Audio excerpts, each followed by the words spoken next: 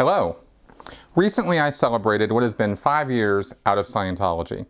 I've made a few videos and written articles about recovering from Scientology and everything that entails. This video is meant for anyone out there who has recently left Scientology behind too, and who's wondering what's up and where to go next. It would take a book to really answer that, but I thought a short video might be helpful. All of what I'm going to say here is just my opinion. I'm not going to try to psychoanalyze or evaluate for you here, and you can feel free to reject anything I say. The first thing I want to say is congratulations. Whatever the circumstances of your leaving were, whether you just left quietly, you routed off staff or out of the Sea Org, or you just blew, you did the right thing in getting away from Scientology. I know how hard it can be to step out from under the rules and controls the Church of Scientology places on a person. If you got out of the Sea organization, you know that it's especially not easy there. You probably had to jump through a lot of hoops, or you may have just been unceremoniously kicked to the curb, and you may even be a bit surprised that they would do that to you. Well, yes, the harsh truth is that they would. If you've been disconnected from anyone or declared a suppressive person, let me just say that I know it's not easy to lose friends and family. Disconnection is a form of emotional blackmail, and David Miscavige weaponized the entire body of ethics tech by applying it in the worst possible way.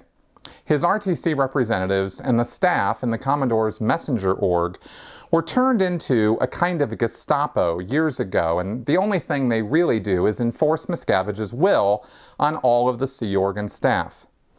Now, I know Gestapo is a strong word, but in this case, it really does apply. They are rarely given a choice as to how they're going to treat Scientologists. There's no easy or simple way to deal with the loss of loved ones. I know it's tough, and I know that this is not a lot of consolation, but what I can tell you from my experience and what I've seen with many other ex-Scientologists is that the hardest part is at the very beginning. It will get better.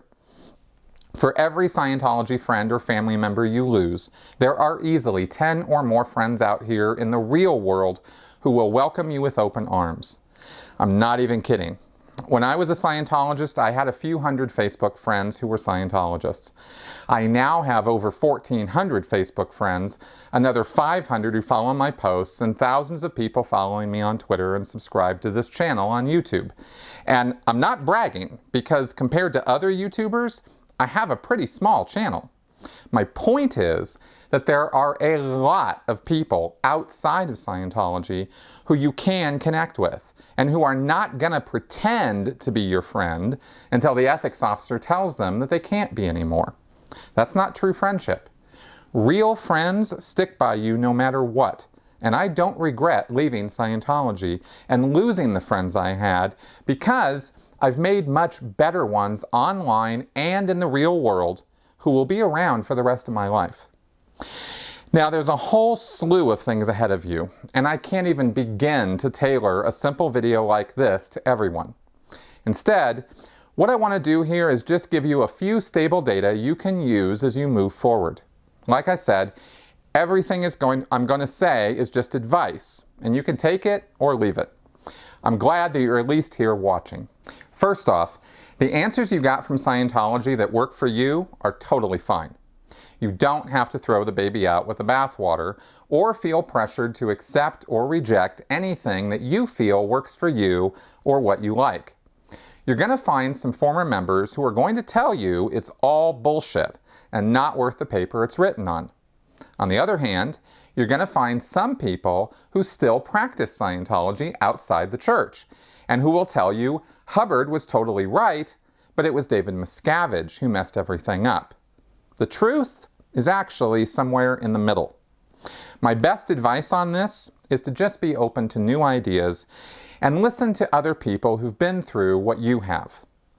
Everyone's background and experience with Scientology is unique to them, but we former members have a lot in common, and there are very few people besides ex-Scientologists who are going to really understand what you have gone through and are going to go through. We call this recovering from Scientology, and everyone deals with it in their own way. You don't have to feel obligated to follow anyone's directions. What's true for them is what's true for them, but that doesn't mean it will work for you. Second, Scientology is a big subject, and there's going to be a lot that you will unlearn. You're going to find that many of the things that Hubbard said about how people are and how life is are just plain wrong. We got a lot of bum data, and if you try to use all of it in the real world, you're going to find people looking at you a little funny. And you might just end up with egg on your face a few times. That's fine. Just be ready to learn from your mistakes instead of insisting that you or Hubbard's rules and ideas are always right. They aren't. No one is right all the time, even though Scientologists are conditioned to think otherwise. There's a ton of resources online from former members, professional academics, and journalists about the real history of L. Ron Hubbard and Scientology. It will take some time to go through all of it, so don't rush yourself. Some of the stuff online is total bullshit, but most of what you'll find is true or mostly true. You're going to be surprised, outraged, and sometimes disgusted at some of the things you'll learn. It would be kind of weird if you weren't, because some of it is pretty horrifying. It doesn't make you a bad person just because bad things happened in Scientology that you never knew anything about. It doesn't make you a bad person even if you did know something about it, so long as you own up to it now and deal with it honestly and openly. Third, don't be in any hurry to jump into another group or belief system. Like getting out of a bad relationship, you'll go through various stages of grief and loss and misemotion as you learn more about Scientology and reevaluate your experiences. Some people look to some other religion or group to fill that hole, and that's almost always a bad idea. Just realize that you have plenty of time to figure out what you want to do next. One of the problems with Scientology, and one of the ways it controls its members, is by creating an artificial anxiety about the present and especially the future. You don't have to worry about saving the planet anymore. There's plenty of bad news to focus your attention on, and there always will be. Nothing you do is ever going to change that. So what you have to learn to do is control how you react to it. It will take time to do that. In the meanwhile, concentrate on finding your own way rather than jumping into another high control group where someone's telling you what you need to be doing. Next, there's no reason to be hard on yourself about any of it. Yeah, you might have done some bad things, but so did all the rest of us. It's not that you aren't responsible for your actions, but it's okay to acknowledge that you were also part of a very crafty system that covertly controlled a lot of your thinking. You'll find your way. Stay calm and try to live more in the moment than regretting yesterday. Hubbard did get it right when he said, "Life is in you today, and you make your tomorrow." There are support groups and people you can connect with online and in real life. It's usually helpful to do so, but social media can sometimes be a viper's nest, so you'll have to use some discretion. You're going to meet all kinds of people online with all kinds of backgrounds, viewpoints, and opinions. The only thing you'll have in common with some of them is that you are both Scientologists, and sometimes that's not enough to form a strong connection or relationship. Feel free to connect with who you want on your own terms. There's no reason you have to compromise how you feel or what you know just to be agreeable. Some ex-Scientologists you'll meet can be real assholes, and others can be great. Sometimes the really great ones can be assholes too. Recovering from Scientology is not a popularity contest. You're going to find all kinds of ideas about it, including some people who will tell you there's no such thing as recovering from Scientology, and that people like me are just making it all up because we hate Scientology so much. Make your own decisions based on what you know, and to hell with what anyone else thinks. In the end, The only viewpoint that really matters on this is your own. I've done my part to try to help people who were indoctrinated in Scientology by creating this YouTube channel and making a ton of videos that cover a lot of different aspects of it. I've also written a book on the subject called Scientology A to Xenu, an insider's guide to what Scientology is really all about, which you can get on Amazon. But don't just listen to me. You'll find other video resources on YouTube too, such as the Surviving Scientology channel with Karen Della Carriere and Jeffrey Augustine, Tory Magoo 44, Stephen Mango, and the Growing Up in Scientology channel with Aaron Smith-Levin. We've done interviews, we've done talks about what we've learned since we got out.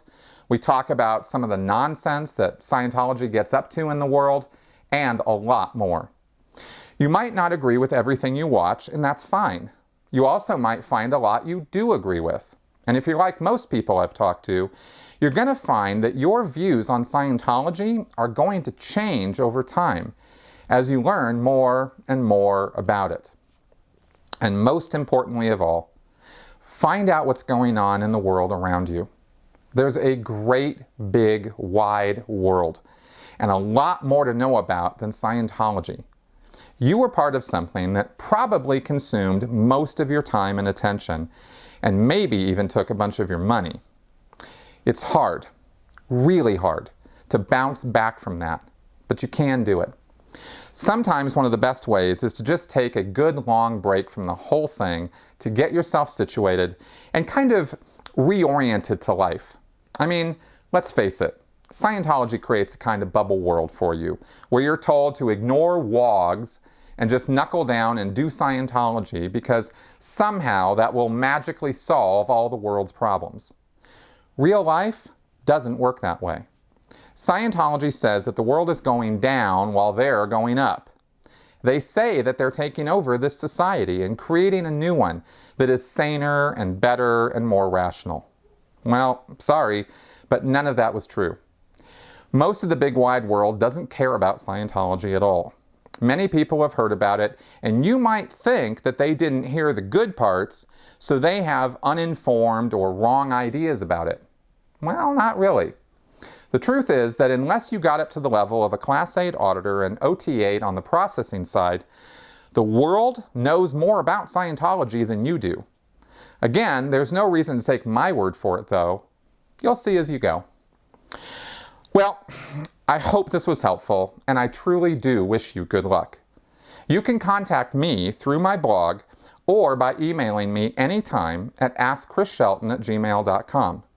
I may not answer you right away because I get a lot of emails and calls and messages, but I will always answer you eventually. Take care, and thank you for watching.